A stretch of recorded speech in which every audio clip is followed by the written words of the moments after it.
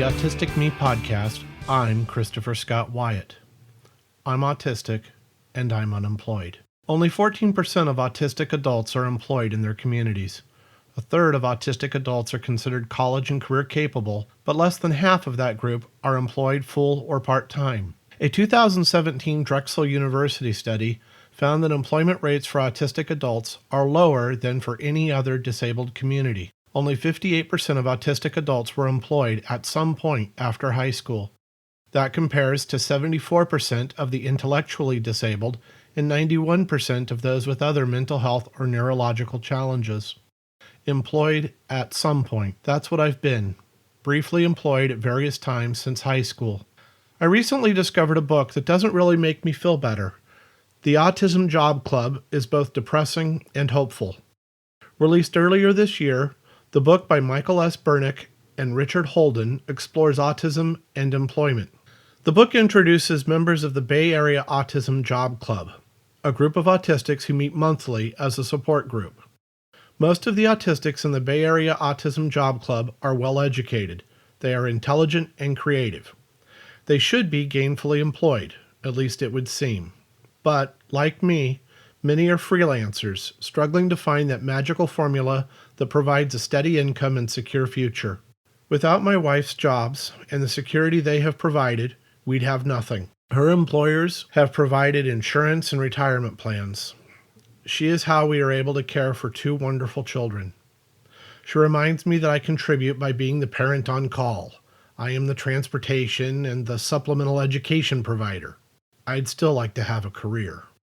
When I'm asked what I do, I will answer that I am a writer, and that is true. But only a few freelance writers are able to make a career of writing. Since 2006, I have contributed a monthly column to an advertising supplement. That has been my only steady income for the last 11 years. Since 2003, I have been employed full-time in a potentially permanent job for all of 1 year. One single miserable year.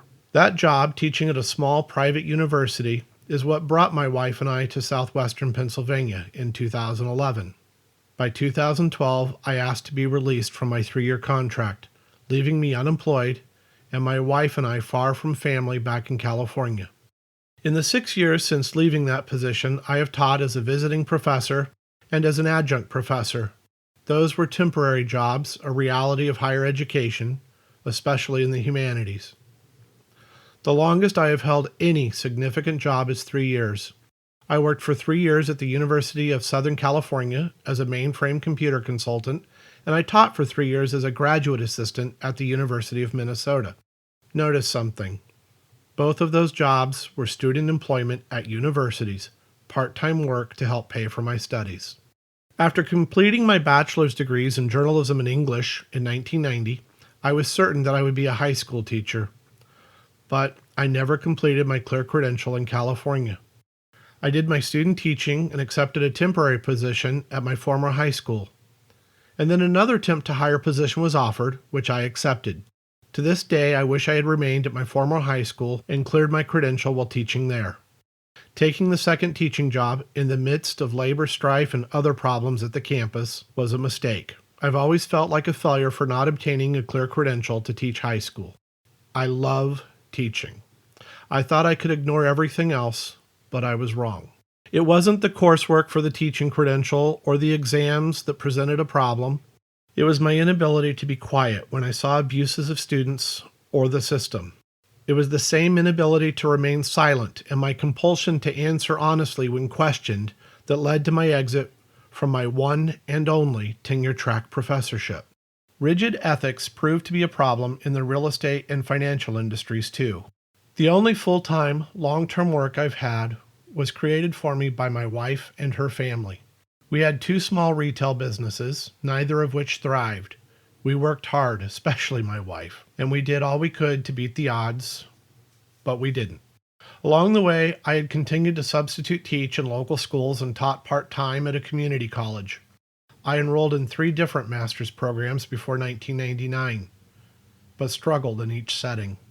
In 2004, we decided I would try again to return to teaching full-time, this time at the college or university level. I enrolled in a master's degree program at a California State University and taught courses as a teaching assistant.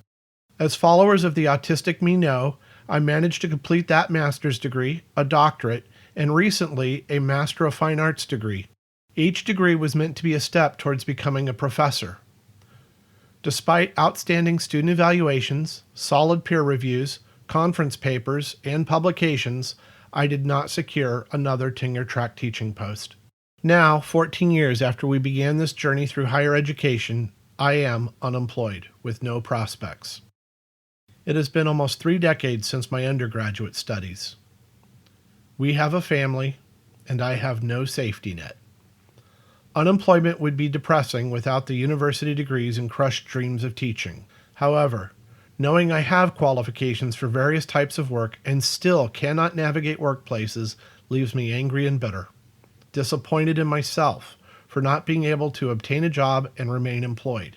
I tell myself it isn't the autism's fault. It is my fault for not training myself better. It is not the autistic me, it is me. I am the failure. I am entirely to blame.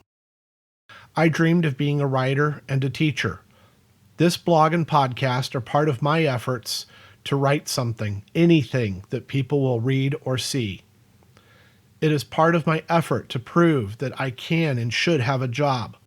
When I check the traffic data for my blogs, it is to reaffirm that I am a writer.